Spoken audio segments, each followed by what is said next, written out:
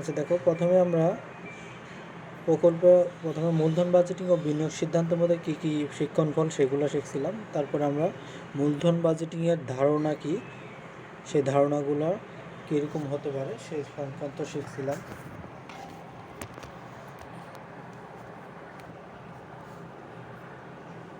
তারপরে আমরা প্রকল্পের ধারণার মধ্যে আমাদের ছিল দুই প্রকার প্রকল্প ছিল। একটা হলো স্বাধীন প্রকল্প আর একটা হলো পরস্পর বর্জনশীল প্রকল্প। স্বাধীন প্রকল্প কী ছিল? স্বাধীন প্রকল্প ছিল যে একটা প্রকল্প যেটা অন্য কোনো প্রকল্পের সাথে সম্পর্কিত নয়, বা সেটা একটা প্রকল্প গ্রহণযোগ্যতার ক্ষেত্রে অন্য কোনো প্রকল্পকে আমাদের প্রভাবিত করে না। আর পরস্পর বর্জনশীল প্রকল্প কী ছিল? যে সেই সকল প্রকল্প যেখানে একটি অপরটির সাথে প্রতিযোগিতা করে, অর্থাৎ একটি প্রকল্প আরেকটি প্রকল্পকে আমাদের প্রভাবিত করে। যেমন উদাহরণ দিয়েছিলাম, আমরা ফ্রিজের সাথে উদাহরণ দিয়েছিলাম যে এলজি ফ্রিজ, সিঙ্গার ফ্রিজ, ওয়ালটনের ফ্রিজ। তো আমার প্রয়োজন একটা ফ্রিজের, কিন্তু বাজারে অনেকগুলো অপশন আছে। এই অপশন থেকে যখন আমরা একটা ফ্রিজ ক্রয় করব, এর মধ্যে থেকে সবচেয়ে বেস্ট অপশনটা, সবচেয়ে ভালো অপশনটা যখন ক্রয় করব, তখন অন্য কোম্পানির ফ্রিজগুলো ওই প্রকল্প থেকে অলরেডি অটোমেটিক্যালি বাদ হয়ে যাবে। সেটা হলো পরস্পর বর্জনশীল প্রকল্প। আর স্বাধীন প্রকল্পের ক্ষেত্রে একটি আরেকটি ক্ষেত্রে কোনোরকম প্রভাবিত করে না। তারপরে আমরা প্রকল্পের শ্রেণীবিভাগ করছিলাম, যেটা আমাদের প্রথম ছিল নতুন বিনিয়োগ সিদ্ধান্ত, তারপরে সম্পত্তি পুনঃস্থাপন বা পুনঃস্থাপন, আর ব্যবসার সম্প্রসারণ। এই তিনটা ছিল আমাদের প্রকল্পের শ্রেণীবিভাগ। তো এগুলোর আমরা বিস্তারিত পড়ছিলাম। তারপরে আমাদের ছিল সর্বশেষ যে প্রকল্পের মূলধন বাজেটিংয়ের প্রক্রিয়া বা ধাপসমূহ। এর মধ্যে 5টা ধাপ ছিল।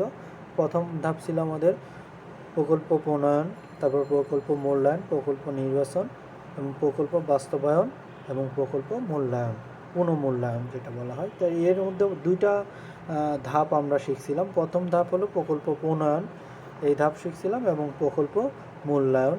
এর মধ্যে আবার প্রকল্প মূল্যায়ন আবার করার 2টা পদ্ধতি আছে। একটা প্রকল্প ব্যয় ও মুনাফা নিরূপণ করতে হবে, আরেকটা আছে কি প্রকল্প মূল্যায়নের জন্য উপযুক্ত কৌশল ও ব্যবহারগুলো মূল্যায়ন।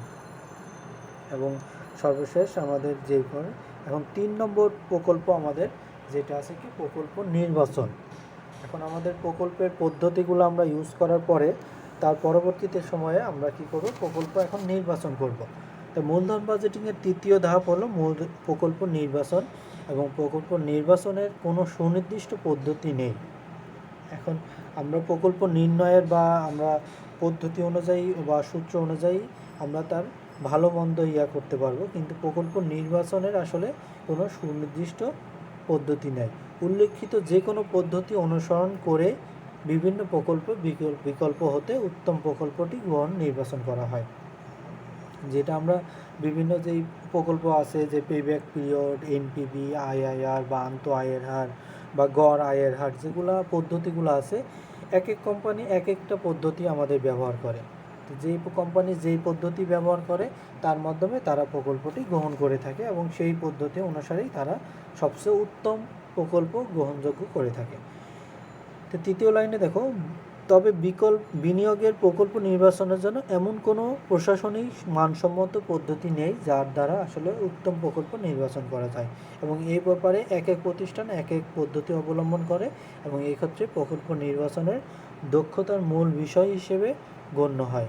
এবং যে পদ্ধতি প্রকল্প নির্বাচন করা হোক না কেন, তা যথাযথ কর্তৃপক্ষ দ্বারা অবশ্যই অনুমোদিত হতে হবে। মানে কোম্পানির যারা ব্যবস্থাপক পরিচালক আছে, বা যারা হলো কোম্পানির ম্যানেজিং ডিরেক্টর আছে, তাদের দ্বারা এই কোন নির্বাচন করব, কোন পদ্ধতিটা ব্যবহার করব, সেটা অবশ্যই অনুমোদিত হতে হবে। যদি তারা অনুমোদন না দেয়, তাহলে সেই পদ্ধতি আমাদের ব্যবহার করা যাবে না। যেই কয়টা পদ্ধতি আছে তার মধ্যে যেটা সবচেয়ে বেস্ট মনে করবে সেটাই আমাদের ব্যবহার করবে। এটা হলো প্রকল্প নির্বাচন। তারপরে 4 নম্বরে নম্বরে আছে আমাদের প্রকল্প বাস্তবায়ন। এখন নির্বাচন করার পরে তো আমরা একটা নির্বাচন করলাম, তার পরবর্তীতে আমরা এখন প্রকল্প বাস্তবায়ন করব। বাস্তবায়ন কি আমাদের, যে আমাদের এখানে যে সকল প্রকল্প নির্বাচন করে সেটা দৃশ্যমান হতে হবে বা সেখানে আমরা বিনিয়োগ করব। যেমন চূড়ান্ত অনুমোদন লাভের পরে মূলধন জাতীয় ব্যয়ের জন্য তহবিল বন্টন করা হয়। মূলধন জাতীয় ব্যয় কোনগুলো? যেগুলো আমাদের বিভিন্ন বিনিয়োগ করা, প্লাস হলো আসবাবপত্র, দালান কোঠা, প্লাস হলো মূলধন জাতীয় যেটা হলো আমাদের 1 বছরের অধিক সময় ধরে যেই বিষয়গুলো আমাদের থেকে থাকে বা যার কার্যক্রম ব্যয়টা থেকে থাকে। মেশিন ক্রয় হতে পারে। মেশিন ক্রয়টা আমরা কিনলে যতদিন অনেক দিন ধরে এর 4-5 বছর বা 10 বছর সেই মেশিনটা চলবে। যে সকল দীর্ঘমেয়াদী যে সকল ব্যয় করা হয় সেটাই হলো আমাদের মূলধন জাতীয় ব্যয়।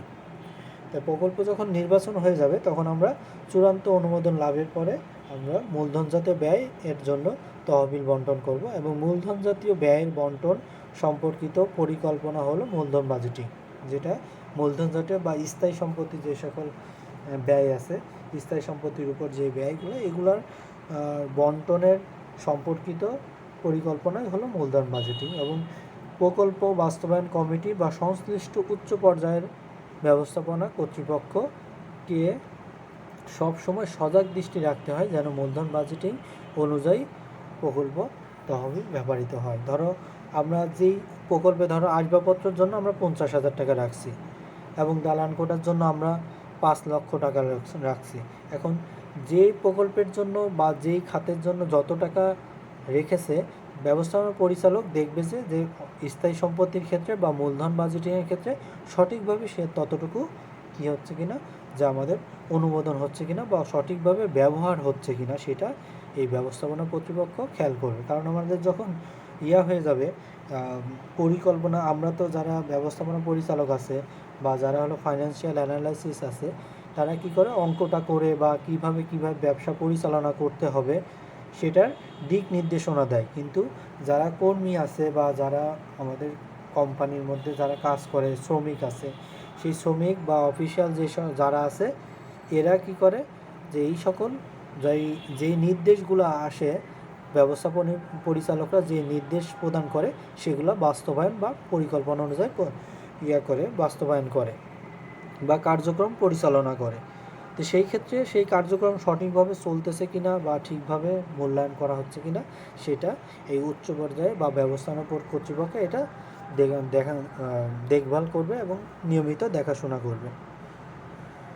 তারপরে 5 নম্বর আছে কি, প্রকল্প পুনঃমূল্যায়ন। এখন প্রকল্প যখন আমরা বাস্তবায়ন করছি তখন আমরা পুনঃমূল্যায়ন করব যে আমাদের আসলে যেটা আমরা ধারণা করছিলাম যে আমাদের মুনাফা হওয়া বা প্রকল্প যেটা লাভজনক হওয়ার কথা ছিল, এখন অনেক কারণে, পারিপার্শ্বিক কারণে আমাদের সেটা নাও হতে পারে। যেমন আমরা তো অনেকভাবে অনেক চিন্তা ভাবনা করি, কিন্তু বিভিন্ন অনাকাঙ্ক্ষিত কারণে আগুনে পুড়ে নষ্ট হতে পারে, অথবা একটা পণ্য আমরা পাঠাচ্ছি কিন্তু পরিবহনে সেখানে কি হতে পারে, দুর্ঘটনা ঘটতে পারে। আবার অনেক সময় সাগরে ঝড়ের কারণে আমরা পণ্য এক দেশ থেকে অন্য দেশে পাঠাচ্ছি, তখন সাগরের ঝড়ের কারণে লঞ্চ বা সাগরে ডুবে যেতে পারে জাহাজটা। তো সেই ক্ষেত্রে আমাদের অনাকাঙ্ক্ষিত ঘটনাগুলো অনেক কিছুই ঘটতে পারে। তো সেই ক্ষেত্রে আমরা দেখব যে আসলে আমাদের প্রকল্প একটা কয়দিন শেষে বা 1 বছর বা 6 মাস শেষে দেখব যে আসলে প্রকল্পটা ঠিকভাবে পরিচালিত হচ্ছে কিনা এবং আমরা যেই আশাটা করছিলাম বা আমাদের যে মুনাফাটা প্রত্যাশা করছিলাম সেই মুনাফা অনুযায়ী আমাদের কার্যক্রম পরিচালিত হচ্ছে কিনা। তো সেই ক্ষেত্রে আমাদের দেখো প্রথমে লেখা আছে মূলধন বাজেটিংয়ের সর্বশেষ ধাপ হলো আমাদের প্রকল্পের পুনঃমূল্যায়ন, যেটার এই পর্যায়ে কর্তৃপক্ষ প্রকল্প বাস্তবায়নের বিভিন্ন স্তরে কার্যক্রম মূল্যায়ন করে থাকে। যা আমাদের সম্পদের পরিমাণ কত, তারপরে আমাদের ব্যয় হয়েছে কত, আয় হচ্ছে কত, মুনাফা হচ্ছে কত, এই সমস্ত কিছু এগুলা মূল্যায়ন করে থাকে। এবং এরূপ মূল্যায়নে যদি কোনো অসঙ্গতি পরিলক্ষিত হয় তাহলে তাৎক্ষণিকভাবে সংশোধনের ব্যবস্থা করে।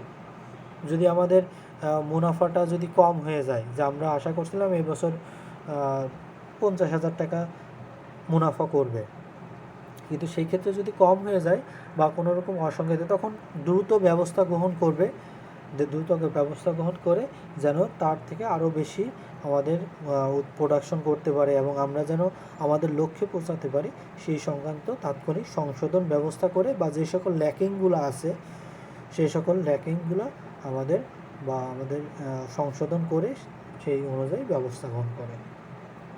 সবাই বুঝতে পারলাম? এই হলো আমাদের প্রকল্পের উন্নয়নের ধাপসমূহ। এবার আমাদের বিভিন্ন পদ্ধতিতে প্রকল্প মূল্যায়ন ও বিনিয়োগ সিদ্ধান্ত। এখন মূল্যায়নের যে সকল পদ্ধতিগুলো আমরা দেখছিলাম সেই পদ্ধতিগুলো হলো এখন আলোচনা করব। এর মধ্যে আমাদের দুই প্রকার আছে, প্রধানত দুই প্রকার।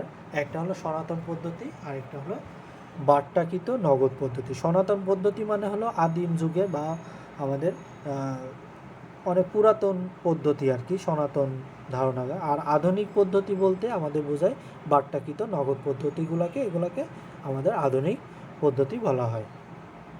তো সনাতন পদ্ধতি দুই প্রকার, একটা হলো গড় মুনাফার হার পদ্ধতি, আরেকটা বিনিয়োগের পরিশোধ কাল পদ্ধতি বা পে ব্যাক সময় যেটা বলা হয়, পিভিপি যেটা বলা হয়, সেটা হলো আমাদের এই সনাতন পদ্ধতির মধ্যে পড়ে। তাহলে সনাতন পদ্ধতির মধ্যে দুই প্রকার, একটা হলো আমাদের গড় মুনাফার হার পদ্ধতি, আর একটা হলো বিনিয়োগ পরিশোধ কাল বা মানে আমার বিনিয়োগটা কত সময়ে পরিশোধ হয়েছে সেটা, বা পে ব্যাক সময় পদ্ধতি। আর বাট্টাকৃত বা আধুনিক পদ্ধতি যেটা আছে, বাট্টাকৃত নগদ প্রবাহ পদ্ধতি বা আধুনিক পদ্ধতি যেটা, সেটাও দুই প্রকার। একটা হলো আমাদের নিট বর্তমান মূল্য পদ্ধতি, আর একটা আন্ত আয় হার পদ্ধতি। নিট বর্তমান পদ্ধতি এবং আন্ত আয়ের হার পদ্ধতি। তাহলে এই ক্ষেত্রে প্রথমে দেখো প্রথমে হলো সনাতন পদ্ধতির প্রথম আমাদের যেটা আছে গড় মুনাফার হার বা ARR দ্বারা average rate of return, average rate of return যেটা ইংলিশে বলে, বা ARR প্রথমটা বলে। তো সেই ক্ষেত্রে আমাদের প্রথমে গড় মুনাফার হার বা ARR পদ্ধতি কি, যে কোনো প্রকল্পের গড় কর পরবর্তী নিট মুনাফাকে গড় বিনিয়োগ দ্বারা ভাগ করলে যে হার পাওয়া যায় তাকে বলা হয় আমাদের গড় মুনাফার হার বলা হয়। দেখো নিচে একটা সূত্র আছে, এখন থেকে আমাদের সূত্র শুরু হয়েছে, আমরা এখন থেকে অঙ্কগুলো করা শুরু করব এবং এর মাধ্যমে আমরা এই সূত্রগুলো তোমরা খাতায় লিখে নাও, এগুলা দরকার হবে তোমাদের পরবর্তীতে অঙ্ক শেখার জন্য, অথবা এগুলো সব মুখস্থ করে ফেলবা, এগুলো পরবর্তীতে আমাদের অঙ্কের জন্য প্রয়োজন হবে। তো প্রথমে আমাদের আছে কি গড় মুনাফার হার বা এভারেজ রেট অফ রিটার্ন বা ARR পদ্ধতি। তাই ARR পদ্ধতি বা গড় মুনাফার হার পদ্ধতি কাকে বলে, যে গড় মুনাফার হার পদ্ধতি বলে কর পরবর্তী নিট মুনাফাকে ভাগ দিতে গড় বিনিয়োগ দ্বারা যদি ভাগ দেওয়া হয় তাহলে যে হার পাওয়া যায় তাকে বলা হয় গড় মুনাফার হার। এখন গড় মুনাফার হার পদ্ধতিতে প্রতিষ্ঠানের আর্থিক প্রতিবেদন থেকে প্রাপ্ত তথ্যাদি যেমন আয় বিবরণী গড় মুনাফার হার নির্ধারণে ব্যবহার করা হয় এবং এই পদ্ধতি প্রত্যাশিত নগদ প্রবাহের পরিবর্তে প্রত্যাশিত নিট মুনাফাকে বিবেচনা করা হয়। তাহলে নগদ প্রবাহের পরিবর্তে আমাদের নিট মুনাফা যেটা থাকবে বা এই যে কর পরবর্তী নিট মুনাফা যেটা আছে সেটাকে আমাদের প্রাধান্য দেওয়া হবে। আর আধুনিক পদ্ধতিতে আমাদের কি নগদ প্রবাহকে বেশি প্রাধান্য দেওয়া হয়, আর সনাতন পদ্ধতিতে আমাদের নিট মুনাফাকে বা আয়টাকে বেশি প্রাধান্য দেওয়া হয় বা বিবেচনা করা হয়। তারপরে দেখো বিক্রয় থেকে কর সহ সব খরচ বাদ দিলে নিট মুনাফা পাওয়া যায়। মানে আমরা সাধারণত জানি বিক্রয় হওয়ার পরে আমাদের অফিসিয়াল যে সকল খরচগুলো আছে, যে আমাদের বাড়তি যে সকল খরচগুলো আছে, এই খরচগুলো বাদ দেওয়ার পরে যেমন মোট লাভের থেকে আমরা বাদ দিই যে সকল পরোক্ষ খরচগুলো আছে সেগুলো বাদ দেওয়ার পরে নিট লাভ হয়, এবং নিট লাভটাই আমাদের কোম্পানির চূড়ান্ত লাভ। তাহলে এইটা যেই বিক্রয় থেকে কর সহ খরচ বাদ দিলে আমাদের নিট মুনাফা পাওয়া যায়।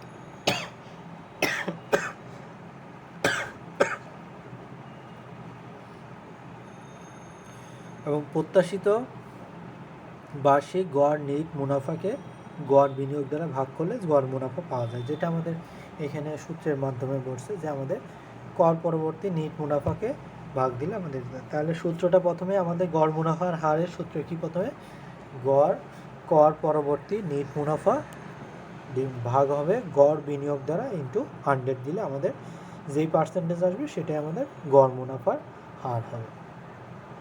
দেখো আরেকটা আমাদের এখন গড় বিনিয়োগটা কীভাবে বের করে, এখানে দেখো আমাদের গড় মুনাফার হার সমান সমান গড় কর পরবর্তী নিট মুনাফা আর হলো গড় বিনিয়োগ। কারণ নিট মুনাফা তো আমাদের বিক্রয় থেকে কর সহ যেগুলো আছে সেগুলো বাদ দেব, কিন্তু গড় বিনিয়োগটা কিভাবে নির্ণয় করতে হবে, যখন প্রাথমিক বিনিয়োগ প্লাস ভগ্নাবশেষ মূল্য ভাগ হলো 2 দিলে আমাদের গড় বিনিয়োগ চলে আসবে। তাহলে কি প্রাথমিক যে বিনিয়োগ করবে মানে বছরের শুরুতে বা একটা প্রতিষ্ঠান একটা প্রকল্প শুরু করার সময় যে বিনিয়োগটা হয়ে থাকবে সেই বিনিয়োগকে সাথে যোগ হবে ভগ্নাবশেষ মূল্যটা যোগ হবে এবং ভাগ হবে 2 দ্বারা। এবং পরবর্তীতে আরেকটা আছে অথবা আরেকটা আছে আমাদের চলতি বা কার্যকরী মূলধন যদি দেয়া থাকে তাহলে সেই ক্ষেত্রে আমাদের গড় বিনিয়োগ বের করতে হবে চলতি মূলধন যোগ প্রাথমিক বিনিয়োগ যোগ ভগ্নাবশেষ মূল্য ভাগ 2, মানে হলো প্রথম অংশটুকু ঠিকই আছে, শুধু চলতি মূলধনটা যোগ হবে বাড়তি হিসেবে। বুঝতে পারলা সূত্রগুলো? এই সূত্রগুলো খাতায় লিখে নাও, খাতায় লিখে নেওয়ার পরে তারপরে পরবর্তীতে আমরা যখন অঙ্ক করব, এখানে একটা অঙ্ক আছে দেখো যে একটি প্রকল্পের প্রারম্ভিক বিনিয়োগ আমাদের 50,000 টাকা, ভগ্নাবশেষ মূল্য আছে আমাদের 5,000 টাকা এবং উক্ত প্রকল্প হতে আগামী 5 বছর কর পরবর্তী নিট মুনাফা যথাক্রমে আমাদের দিয়ে আছে 8,000, 5,000, 7,000, 6,000, 4,000। তাহলে কর পরবর্তী নিট মুনাফা আমাদের দেওয়া আছে। এখন দেয়া থাকলে কর পরবর্তী নেট মুনাফা আমাদের বিক্রয় দেওয়া থাকলে সেখান থেকে আমরা কর বাদ দিয়ে তারপরে কর পরবর্তী নিট মুনাফা বের করব। আর যদি আমাদের সরাসরি অঙ্কের মধ্যে কর পরবর্তী নিট মুনাফা যদি দেওয়া থাকে তাহলে সেই ক্ষেত্রে আমাদের আর নতুন করে বিক্রয় থেকে কিছু বাদ দিতে দেওয়া লাগবে না, সমস্ত কিছু যোগ করলে আমাদের হয়ে যাবে। তাহলে প্রথমে আমাদের কী আছে, প্রকল্পটির প্রারম্ভিক বিনিয়োগ আমাদের 50,000 টাকা এবং ভগ্নাবশেষ মূল্য 5,000 টাকা এবং উক্ত প্রকল্প হতে আগামী 5 বছর কর পরবর্তী নেট মুনাফা যেটা আছে ওটা আমরা যোগ করব, যোগ করার পরে 5 দ্বারা ভাগ করব, তাহলে আমাদের গড় নিট মুনাফা চলে আসবে। তারপরে আমাদের এইখান থেকে কোম্পানি ব্যবস্থাপক কর্তৃক নির্ধারিত সর্বনিম্ন গড় মুনাফার হার আমাদের 15% এবং ক নম্বরে আমাদের গড় মুনাফার হার নির্ণয় করতে বলছে আর প্রকল্প গ্রহণ করা উচিত হবে কিনা বিশ্লেষণ করতে বলছে। দেখো আরেকটা আমরা জিনিসগুলো সেখানে দেখো সিদ্ধান্তটা কি হবে, মানে আমাদের এই যে গড় মুনাফার হার আমাদের কখন গ্রহণ করব কখন গ্রহণ করব না বা বর্জন করব, সেই ক্ষেত্রে আমাদের সিদ্ধান্ত কিছু দিয়ে দিছে। দেখো নির্ণীত গড় মুনাফা যদি কোম্পানির ব্যবস্থাপনা কর্তৃক সর্বনিম্ন গড় মুনাফার হারের চেয়ে বড় হয় তাহলে প্রকল্পটি গ্রহণযোগ্য। দেখো এই অঙ্কের মধ্যে আমাদের দেখো কোম্পানির ব্যবস্থাপক কর্তৃক সর্বনিম্ন গড় মুনাফার হার 15% বলে দিছে। এখন এই 15% থেকে আমরা এই যে ক নম্বরে গড় মুনাফার হার নির্ণয় করব, এই যে সকল ইনফরমেশন দেওয়া আছে সেই গড় মুনাফার হার যদি 15% থেকে বেশি হয় তাহলে আমরা কি করব, সেই গড় মুনাফার হারগুলো আমরা বা সেটা আমরা গ্রহণ করব, সেই প্রকল্পটা গ্রহণ করব। আর যদি এই 15% থেকে কম হয়, যদি 14% হয়, 13% হয়, 12% হয় তাহলে প্রকল্পটি আমরা রিজেক্ট করব বা গ্রহণ করব না। সবাই কি বুঝতে পারলা?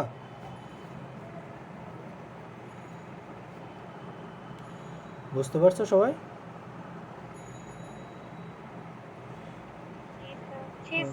ওকে, তাহলে দেখো তাহলে আমাদের দ্বিতীয় নম্বর পয়েন্টে লেখা আছে নির্ণীত গড় মুনাফার হার যদি কোম্পানির ব্যবস্থাপনা কর্তৃক নির্ধারিত গড় মুনাফার থেকে ছোট হয় তাহলে বর্জন করব। তাহলে ওই যে বললাম যে 15% দিয়ে আছে, এই গড় মুনাফার হার যদি 15% থেকে বেশি হয়, 16, 17, 18, 19, 20 যত হবে, যতই হোক না কেন সেটা গ্রহণযোগ্য।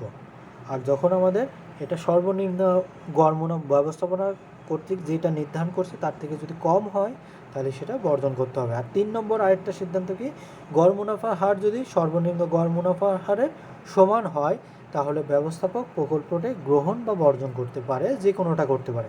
তার মানে কি যে আমাদের 15% নির্ধারণ করে দিছে, এখন আমরা কোম্পানি গড় মুনাফা নির্ণয় করে দেখলাম এটা 15%ই হচ্ছে, তখন ব্যবস্থাপক এটা গ্রহণ করতেও পারে বর্জন করতেও পারে, এটা তার ইচ্ছা মতো হবে।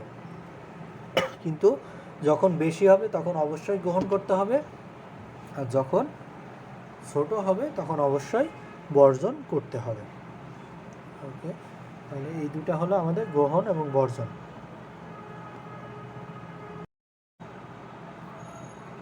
দেখো এরপরে আমাদের কি আছে, পে ব্যাক সময় পদ্ধতি। পে ব্যাক সময় পদ্ধতি কি?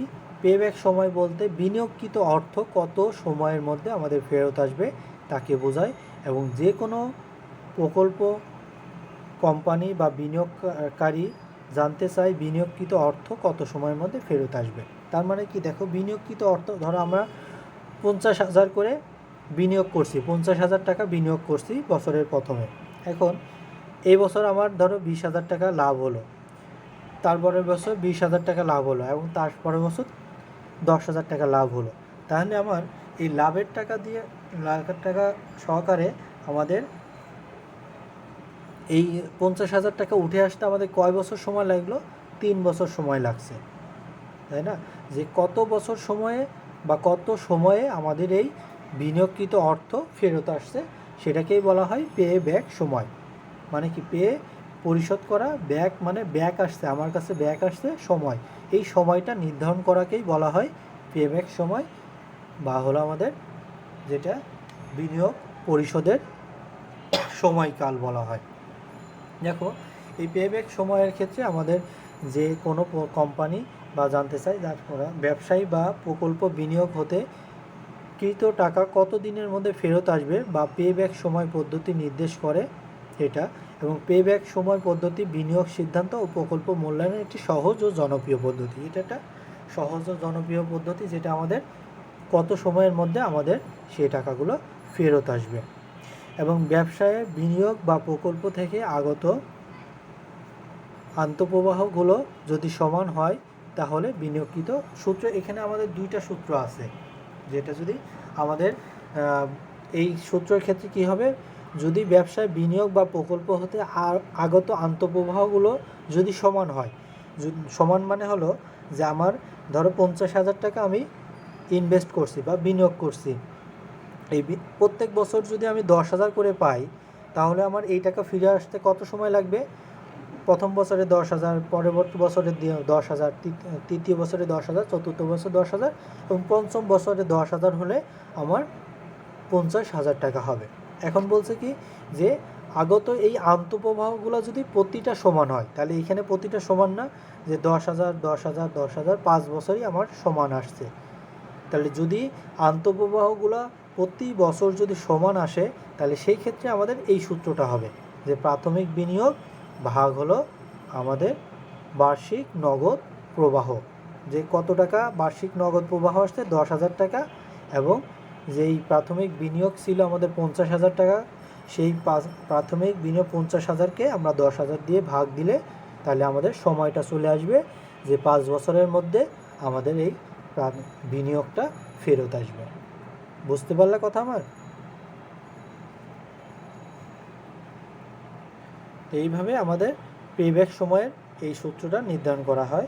এবং স্টুডিও দোকানের ক্যামেরা, দেখো একটা উদাহরণ আছে এখানে, স্টুডিও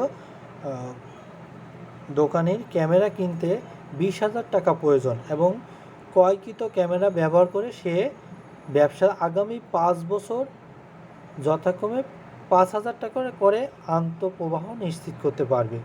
এবং পেব্যাক সময় তাহলে নির্ণয় করো, তাহলে বলছে আগামী 5 বছর সে প্রতি বছর আন্তঃপ্রবাহ হবে তার 5,000 টাকা। তাহলে এখানে 20,000 টাকা তার ক্যামেরার মূল্য ছিল, 20,000 টাকা, তাহলে এই 20,000 টাকা উঠে আসতে তার কত সময় লাগবে?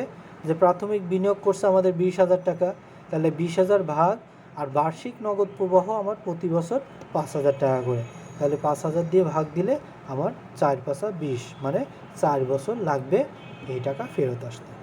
বুঝতে পারলে সবাই?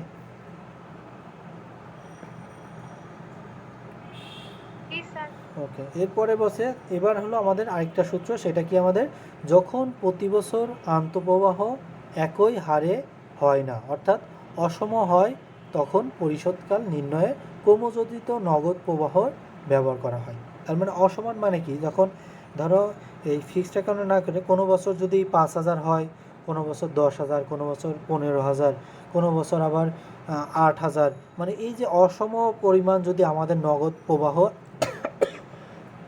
আন্তঃপ্রবাহগুলো হয়ে থাকে, তাহলে সেই ক্ষেত্রে আমাদের সূত্র হবে এইটা পেব্যাক সময় সমান সমান A plus NCO minus C divided by D. দুইটার মধ্যে পার্থক্য বুঝতে পারছো তো? যেটা একটা হলো নগদ আন্তঃপ্রবাহগুলো আমাদের সমান থাকবে, যেখানে প্রতি বছর 5,000 করে আসলে সেই 5,000 করে আসবে। যেমন আমরা যদি ফিক্সড অ্যাকাউন্ট কারো পরিবারে আছে কিনা বা বাবা মারা রাখে কিনা সেটা তাদের কাছে জিজ্ঞেস করবা। যদি ধরো তোমার 5 লক্ষ টাকা আছে, এই 5 লক্ষ টাকা আমি যদি ব্যাংকে রেখে দিই, তাহলে প্রতি বছর একটা নির্দিষ্ট পরিমাণ হারে বা সুদে আমাকে ব্যাংক যেইভাবে আমাদের চুক্তিবদ্ধ হবে, সেই চুক্তি অনুযায়ী আমরা কি করব, ব্যাংক কি করবে, সেই টাকাটা আমাদের প্রতি বছর পরিশোধ করবে। ধরো আমি 5 লাখ টাকার উপরে আমাদের 10,000 করে প্রতি বছর ব্যাংক প্রদান করবে, তাহলে এই প্রত্যেক বছর একটা আয়ের কিন্তু সমান থাকে। তাহলে সেই ক্ষেত্রে আমরা আগের সূত্র ব্যবহার করব।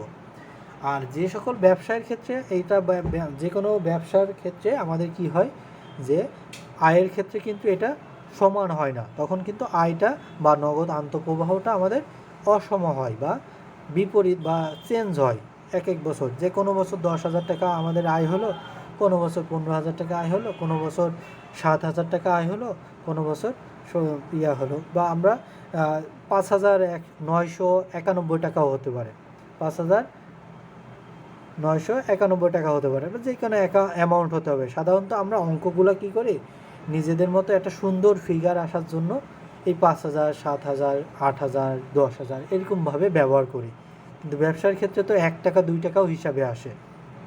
সেই ক্ষেত্রে এভাবে অ্যাকচুয়ালি তো একদম কাটায় 1 লাখ টাকা, 2 লাখ টাকা, 5 লাখ টাকা তো মিলে না। কিন্তু আমরা অঙ্কের জন্য সুন্দরভাবে আমাদের একটা উত্তর আসে, বা আমরা শেখার জন্য একটা সুন্দরভাবে একটা অ্যামাউন্টগুলো ধরে নিয়ে অঙ্ক করি। দেখো তাহলে আমাদের পেব্যাক সময়ের এই ক্ষেত্রে যখন আমাদের অসমান হবে, সেই ক্ষেত্রে আমাদের পেব্যাক সময়ের সূত্রগুলো কী হবে, সেক্ষেত্রে আমাদের এ সমান সমান এনসিও minus C divided by B. এখানে আমাদের এ সমান সমান কি, যে বছরে যোজিত নগদ প্রবাহ বিনিয়োগের কাছাকাছি আসে। মানে এখানে ধরো আমাদের 30,000, এই যে 20,000 টাকার উদাহরণে দিই, 20,000 টাকা করে একটা ক্যামেরা কিনছে, তাহলে সেই ক্যামেরা কিনতে আমাদের ধরো প্রথম বছরে লাভ করছে 5,000, তারপরের বছরে 10,000, আর তারপরের বছরে আমাদের 7,000 লাভ করছে। এখন ধরো যোগ করছে কত, যে আমার 5,000, 7,000, 5,000, 10,000 মিলে 15,000 হয়েছে, আর 7,000 যোগ করলে আমার যোগ হয় 22,000। কিন্তু আমরা বিনিয়োগ করছে কত বছরে, বিনিয়োগ করছে হলো 20,000 টাকা। এখন 22,000 টাকা হয়েছে, তার মানে এই দ্বিতীয় বছরের একটা মাঝামাঝি সময়ে আমার সেই বিনিয়োগকৃত টাকা উঠে আসছে। এখন সেই মাঝামাঝি সময়টা কত, সেটা আমরা অঙ্কের মাধ্যমে প্রকাশ করি। এখন এর মানটা কি, যে বছরে যোজিত, মানে এই যোজিত মানে হলো যোগফল, যে যোগটা করছি এই বিনিয়োগের যে প্রাথমিক বিনিয়োগ আছে, এই প্রাথমিক বিনিয়োগের কাছাকাছি আসে, সেটার সাথে হবে আমাদের এর মান। তারপরে এনসিও কি, নিট বিনিয়োগ বা প্রাথমিক যে বিনিয়োগটা ছিল আমাদের, সেটা হবে এর এনসিও মান। এবং তারপরে সির মান কি, সি হলো এ বছরের যোজিত নগদ প্রবাহ, যেটা আমরা এ নির্ধারণ করছি। এই বছরের আমাদের যোজিত নগদ প্রবাহটা লিখতে হবে, এবং এটা আমরা অঙ্ক করার সময় আরও বেশি ক্লিয়ার হব। আর ডির মান হলো এ বছর পরবর্তী বছরে যোজিত নগদ প্রবাহ। তাহলে এই ক্ষেত্রে আমাদের যখন যোজিত নগদ প্রবাহগুলো আসবে, সেগুলো আমরা ব্যবহার করব। এখানে একটা আমাদের দেখো অঙ্ক আছে, যেখানে মেশিন এতে বিনিয়োগের পরিমাণ 56,000 টাকা, যেটা বাৎসরিক নগদ প্রবাহ প্রথম বছর 14,000 টাকা, দ্বিতীয় বছর 16,000 টাকা, তৃতীয় বছর 18,000 টাকা, চতুর্থ বছর 20,000 টাকা এবং পঞ্চম বছর 22,000 টাকা। তাহলে এই ক্ষেত্রে আমাদের পরিশোধের কাল নির্ণয় করা, এটা আমাদের এই সূত্রের মাধ্যমে, আমি তোমাদের অঙ্ক করে দেবো, সমস্যা নয়, আগে সিদ্ধান্ত নীতিগুলো পড়ে নিই। তাহলে প্রথমে সিদ্ধান্ত নীতি কি, আমাদের গণনাকৃত পেব্যাক সময় যদি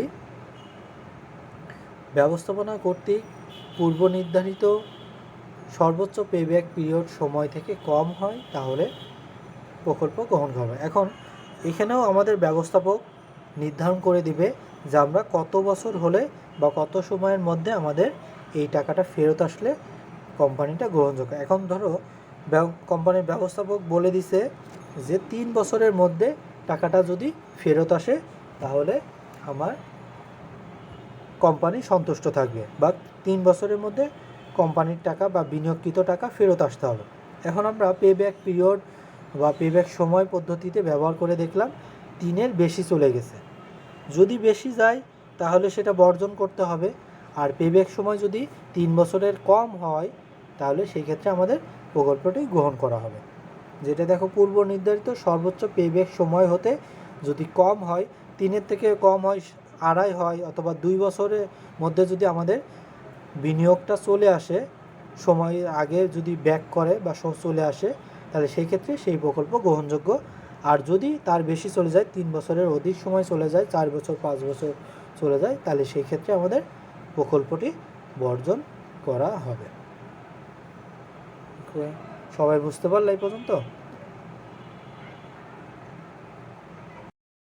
দেখো, প্রথমে সূত্রগুলো, গড় মুনাফার হার আমরা শিখছিলাম। গড় মুনাফার হারের সূত্র কী ছিল আমাদের? গড় মুনাফার হার, গড়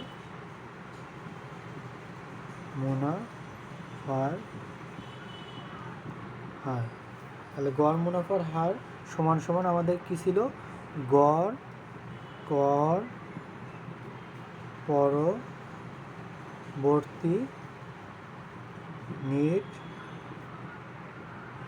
মুনাফা ভাগ হবে কই দ্বারা? আমাদের গড় বিনিয়োগ দ্বারা। গড় বিনিয়োগ দ্বারা ভাগ হবে।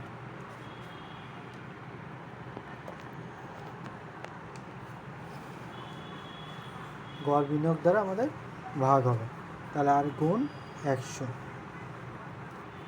এখন এখানে আমাদের দুটো কথা আছে। আমাদের গড় কর পরবর্তী নেট মুনাফাগুলো কতগুলো কীভাবে বের করবো? গড় পরবর্তী আমাদের এখানে গড় কর পরবর্তী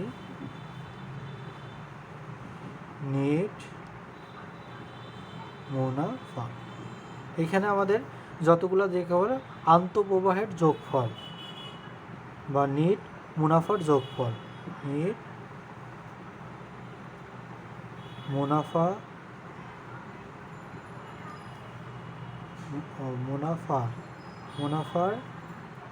যোগফল ভাগ হবে বছর সংখ্যা দ্বারা।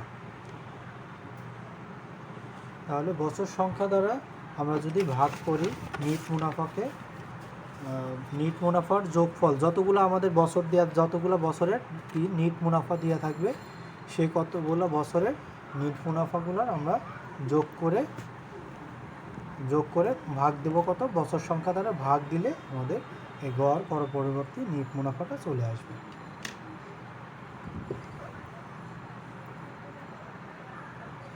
এরপরে আমাদের আছে কি?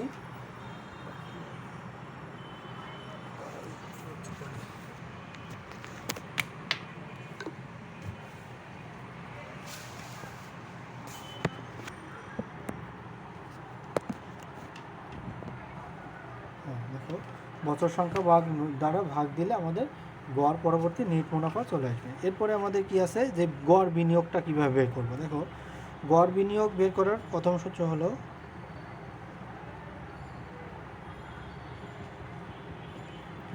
গড় বিনিয়োগ আমরা কীভাবে বের করব, সেটা হলো প্রথমে আছে আমাদের প্রাথমিক বিনিয়োগ আছে, তার সাথে যোগ হবে ভগ্নাবশেষ মূল্য, ভাগ হবে আমাদের 2 দ্বারা। তাহলে প্রাথমিক যে বিনিয়োগটা হবে, বিনিয়োগ যোগ ভগ্নাবশেষ মূল্য ভাগ হবে 2 দ্বারা। এটা হলো আমাদের ভগ্নাংশের প্রাথমিক বিনিয়োগ হলো। আর এখানে আরেকটা কথা হচ্ছে, অথবা আরেকটা গড় বিনিয়োগ নির্ণয় করার আরেকটা সূত্র আছে। সেটা কি, যদি আমাদের চলতি বা কার্যকরী মূলধন দেয়া থাকে, যদি চলতি বা কার্যকরী মূলধন দেওয়া থাকে, তাহলে সেই ক্ষেত্রে আমাদের গড় মুনাফা কীভাবে বের করব? গড় বিনিয়োগ বের করব চলতি মূলধন যোগ, আর এইটুকু যেটুকু লাগলাম এটা প্রাথমিক বিনিয়োগ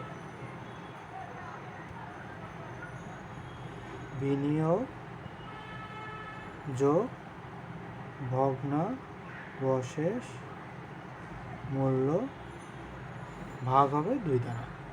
এই হলো মূলত আমাদের সূত্র। তাহলে এই গড় মুনাফার হার কি হলো? গড় পরবর্তী নিট মুনাফা ডিভাইড বাই গড় বিনিয়োগ। তাহলে এই গড় পরবর্তী নিট মুনাফা কীভাবে বের করতে হবে? যে সকল নিট মুনাফাগুলো দেওয়া আছে তার যোগফলকে ভাগ দেব বছর সংখ্যা দ্বারা, তাহলে এই গড় নিট মুনাফা চলে আসবে। আর গড় বিনিয়োগটা কীভাবে বের করব? আমাদের গড় বিনিয়োগ বের করব প্রাথমিক বিনিয়োগ যোগ ভগ্নাবশেষ মূল্য ভাগ 2 ইন্টু 2। এবার আমরা অঙ্কে আসি। অঙ্কে আমাদের একটা অঙ্ক ছিল, সেখানে সেই অঙ্কের মধ্যে আমাদের দেওয়া ছিল কি, যে আমাদের 50,000 টাকা প্রাথমিক বিনিয়োগ। তাহলে আমরা লিখে ফেলি। তাহলে প্রাথমিক বিনিয়োগ কত ছিল?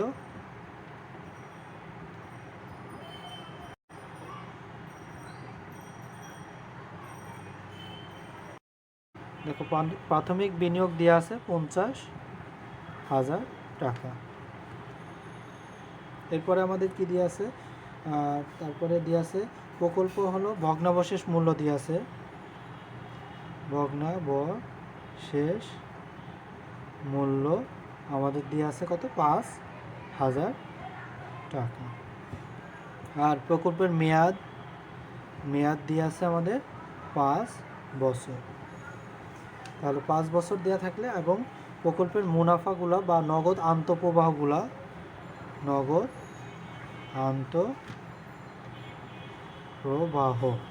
তাহলে নগদ আন্তঃপ্রবাহ কতটুকুলো টাকা দিয়ে আছে আমাদের? এটা দিয়ে আছে আমাদের 8,000 টাকা প্রথম বছরে, 8,000, তারপরে যোগ 5,000 যোগ 7,000 যোগ 6,000 আর যোগ কত? 4,000। তাহলে টোটাল আমাদের যোগ করলে কত হবে? 8 + 5 13,000, 13,000 আর 7 20,000, 20 আর 6 26, 26 আর 4 30,000। তাহলে 30,000 টাকা হলো আমাদের নগদ আন্তঃপ্রবাহের যোগফল, যেটা আমাদের গড় নিট মুনাফা বের করতে লাগবে। তাহলে আমাদের প্রথমে আমাদের কর পরবর্তী, যেহেতু এটা কর পরবর্তী আছে, তাহলে গড় কর পরবর্তী নিট মুনাফাটা আমরা বের করে ফেলি। গড় কর পরবর্তী নিট মুনাফা, এটা আমাদের কি? নগদ আন্তঃপ্রবাহ বা নিট মুনাফার যোগফল, প্রবাহের যোগফল ভাগ হবে বছর সংখ্যা দ্বারা। তাহলে নগদ প্রবাহের যোগফল কত আছে আমাদের? 30,000 টাকা। আর বছর সংখ্যা কত আমাদের? 5 বছর। এই 5 বছর দ্বারা আমরা ভাগ দেব। তাহলে 5 বছর দ্বারা ভাগ দিলে কত হবে আমাদের? 6,000 টাকা। 5 × 6 = 30, 5 × 6 = 30, 6 থাকবে 6,000 টাকা থাকবে।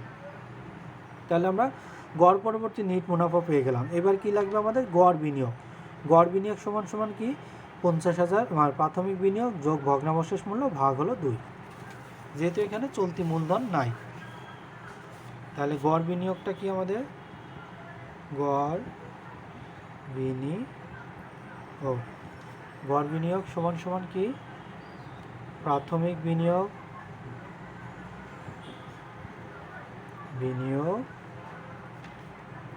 যোগ ভগ্নাবশেষ মূল্য ভাগ কত দ্বারা? 2 দ্বারা। তাহলে প্রাথমিক বিনিয়োগ কত টাকা আমাদের এখানে? 50,000 টাকা। ভগ্নাবশেষ মূল্য 5,000 টাকা, ভাগ হবে 2 দ্বারা। তাহলে মোট হবে 55,000 ভাগ 2। তাহলে 55,000 ভাগ 2 দিলে কত হবে আমাদের? দেখো 55,000 ভাগ 2 হবে 27,500 টাকা। তাহলে আমরা দুইটার সূত্রে যেটা লাগবে, তাহলে এবার আমরা গড় মুনাফার হারটা নির্ণয় করব। তাহলে গড় মুনাফার হার, তাহলে এর সূত্র কি জানি আমরা? কর পরবর্তী নিট মুনাফা ভাগ হবে কি এত দ্বারা? গড় বিনিয়োগ দ্বারা ইন্টু 100। তাহলে আমাদের কর পরবর্তী নিট মুনাফা কত টাকা বের করলাম আমরা? এই দেখো, কর পরবর্তী নিট মুনাফা আমাদের হয়েছে 6,000 টাকা। তাহলে 6,000, গড় বিনিয়োগ কত? 27,500 ইন্টু 100। তাহলে এখানে 6,000 ভাগ 27,500 ইন্টু 100 দিলে আমাদের 21.81 এত পার্সেন্ট আসছে। তাহলে এত পার্সেন্ট আসলে, তাহলে আমাদের এই অঙ্কে বলা ছিল যে আমাদের কোম্পানি, এটা হলো ক নম্বরে। এবার খ নম্বরে যে আমাদের বলছে কোন প্রকল্পটি গ্রহণ করা উচিত হবে কিনা বিশ্লেষণ করো। তাহলে সেক্ষেত্রে আমাদের কি হবে?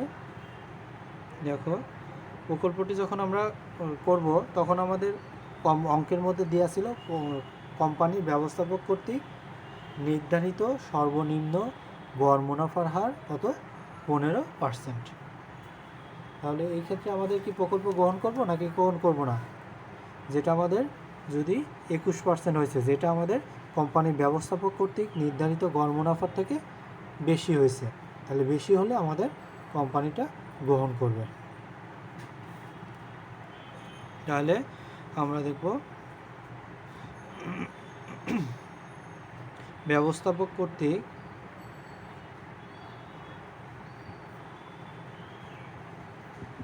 নির্ধারিত গড় মুনাফার হার থেকে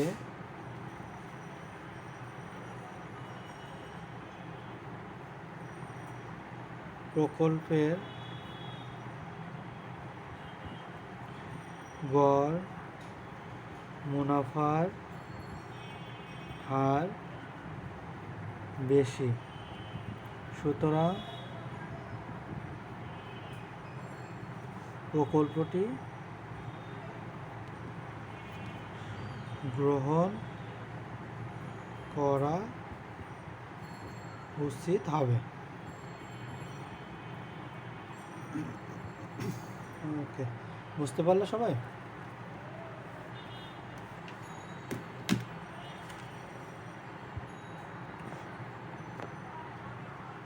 এরপরে আমাদের দেখো দেওয়া ছিল পে ব্যাক সময় পদ্ধতির একটা অঙ্ক ছিল, যেটা কি আমাদের যদি সমান হয় আর কি। দেখো, আমাদের পে ব্যাক সময়ের যে উদাহরণটা দেওয়া ছিল, সেটা কি একটি স্টুডিও কোম্পানির 20,000 টাকা কমাই, তাহলে বিনিয়োগের পরিমাণ কত? বিনিয়োগ, আগে এগুলো সূত্র লিখে নিই আমি। হ্যাঁ, তাহলে আমাদের সূত্রটা কি লিখছিলাম, যে যদি আন্তঃপ্রবাহ প্রতি বছর সমান হয়, যদি আন্তঃপ্রবাহ প্রতি বছর সমান হয়, তাহলে সেই ক্ষেত্রে আমাদের কি হবে? পে ব্যাক সময় সমান সমান পে ব্যাক সময় সমান সমান আমাদের কি হবে? প্রাথমিক বিনিয়োগ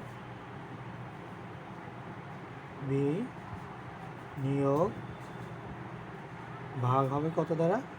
বার্ষিক নগদ আন্তঃপ্রবাহ দ্বারা, এটা দ্বারা ভাগ হবে। তাহলে আমাদের অঙ্কে ছিল কি? অঙ্কে ছিল বিনিয়োগের পরিমাণ, বিনিয়োগ ছিল আমাদের কত টাকা? 20,000 টাকা। এরপরে আমাদের সময় ছিল 5 বছর। আমাদের নগদ আন্তঃপ্রবাহ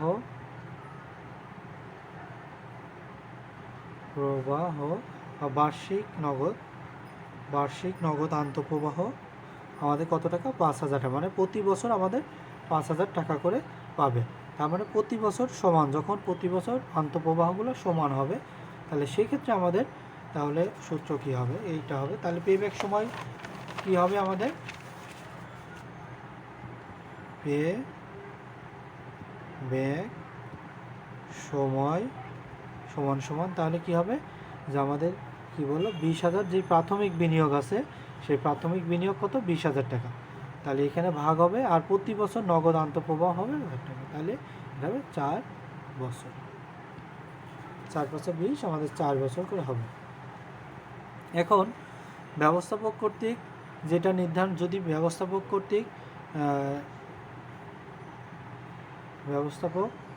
কর্তৃক পেব্যাক এই অঙ্কের মধ্যে দেওয়া নেই, পেব্যাক সময় যদি আমাদের ধরো দেওয়া আছে 3 বছর। এখন এই 3 ব্যবস্থাপক কর্তৃক এইখান থেকে এই বছর থেকে যদি আমাদের যদি 4 বছর বেশি হয়, তখন আমাদের এটা গ্রহণযোগ্য নয়। আর যদি ব্যবস্থাপক যেটা নির্ধারণ করছে এর থেকে যদি কম হয়, তখন এটি এখানে যদি 2 বছর হয়, তাহলে সেক্ষেত্রে গ্রহণযোগ্য।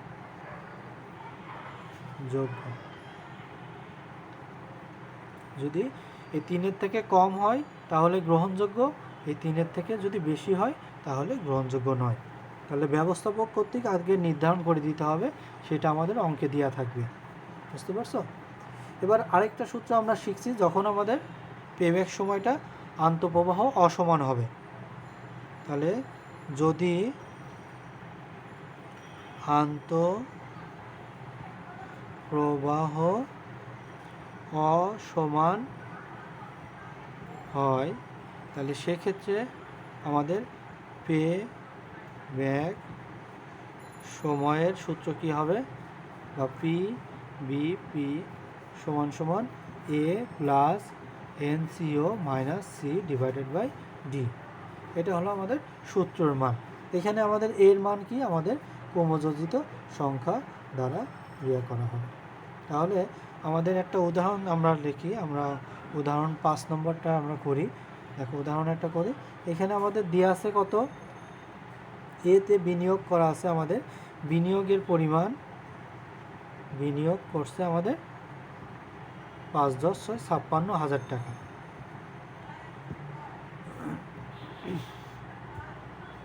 এরপরে আমাদের কি আছে? বিনিয়োগ আছে 56,000 টাকা, আর বছর সংখ্যা, বছর হলো 5 বছর পর্যন্ত চলবে, এটা 5 বছর। আর নগদ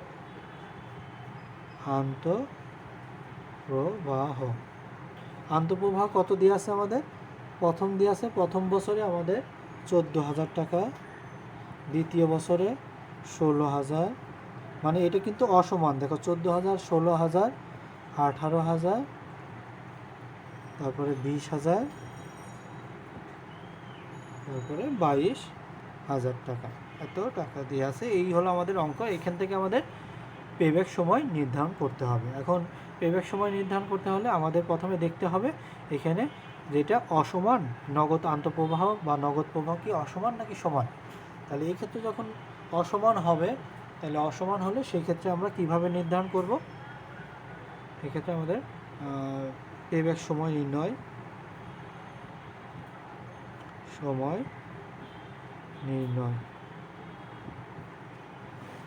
আমাদের একটা ছক কাটতে হবে। বছর বাৎসরিক নগদ প্রবাহ আর ক্রমযোজিত নগদ, তাহলে বছর আমাদের নগদ প্রবাহ আর এখানে ক্রমযোজিত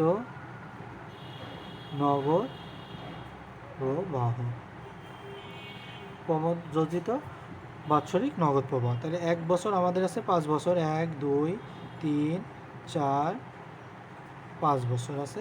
তাহলে নগদ প্রবাহগুলো কত আছে? 14,000, এরপর 16,000, এরপর 18,000, এরপর 20,000,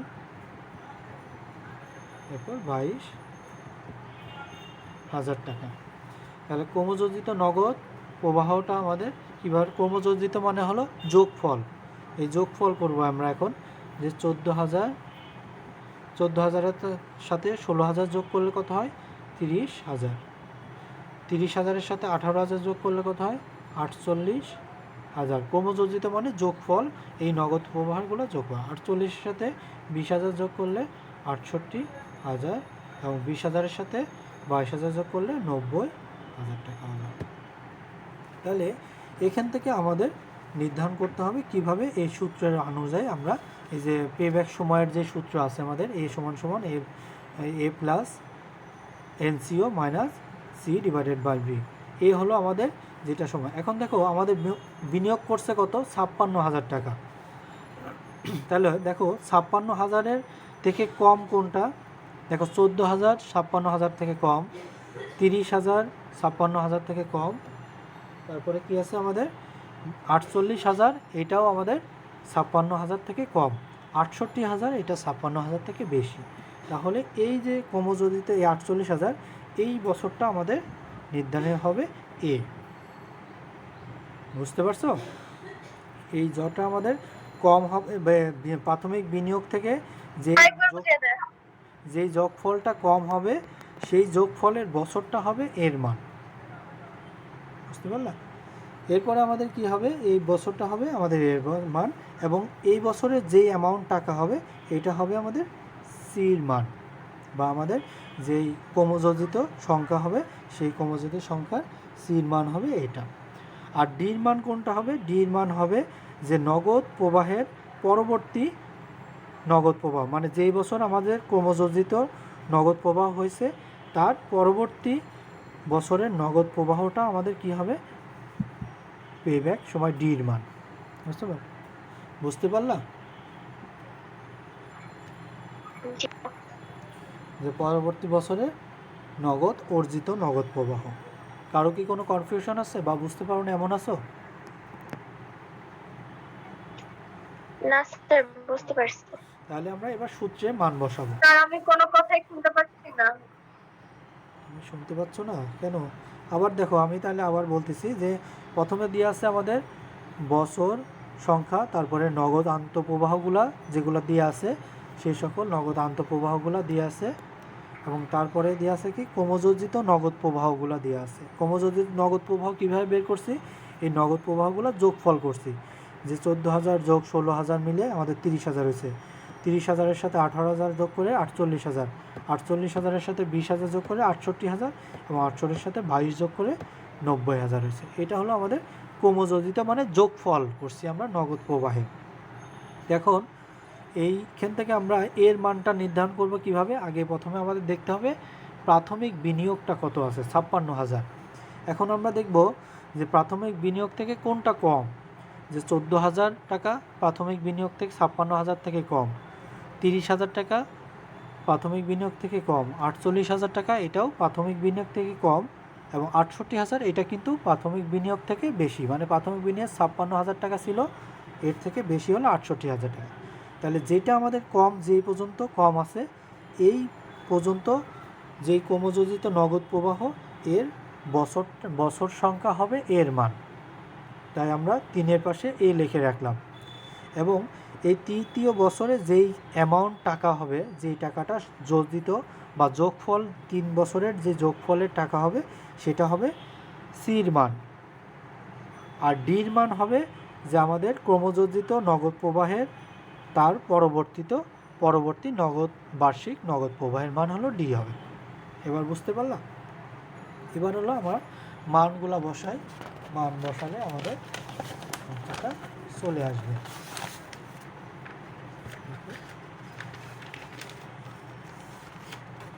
তাহলে আমাদের মান আমরা বসাই যে পেব্যাক সময় সমান সমান কি আমরা এ প্লাস এনসিও মানে প্রাথমিক বিনিয়োগ, নেট ক্যাশ আউটলে বা প্রাথমিক বিনিয়োগ বলা হয় এটা নিচে। তাহলে এর মান কোনটা আমরা নির্ধারণ করলাম 3 বছর, 3 বছর প্লাস এনসিও মানে প্রাথমিক বিনিয়োগ কত আমাদের 56,000 টাকা, তাহলে 56,000 টাকা। আর সির মান কত হবে প্রাথমিক বিনিয়োগ থেকে কম সেটার যোগফল মাইনাস, তাহলে 48,000 টাকা ভাগ হবে কত আমাদের বছর সংখ্যা দ্বারা ডি দ্বারা ভাগ হবে। তাহলে এই পরবর্তী নগদ প্রবাহের পরের বছরকার 20,000 টাকাতে এটা দ্বারা ভাগ হবে। তাহলে এটা দ্বারা ভাগ হলে আমাদের কত হবে দেখো 56,000 মাইনাস 48,000 করলে আমাদের 8,000 হয়, আর 20,000। এই 8,000কে ভাগ দিতে হবে 20,000 দ্বারা, 20,000 দ্বারা ভাগ দিলে আমাদের 3.4 হয়, তাহলে 3.4 বছর। তাহলে 3.5 বছর থেকে একটু কম সময়ের মধ্যে বা 3.4 বছরের মধ্যে আমাদের এই প্রাথমিক বিনিয়োগের টাকাটা ফেরত আসছে, বা এই টাকাটা আমাদের ফেরত আসছে। ওকে, সবাই বুঝতে পারলা? কমপ্লিট? জি স্যার।